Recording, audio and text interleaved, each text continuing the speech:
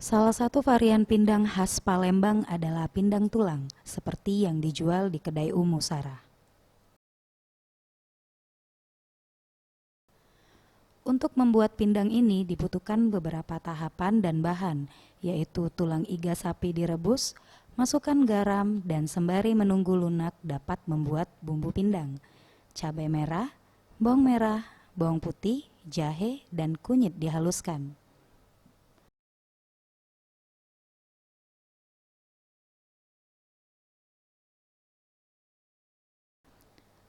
Langkah berikutnya masukkan serai yang sudah digeprek, lengkuas, daun salam, irisan nanas. Setelah menimbulkan aroma lezat dapat langsung disajikan.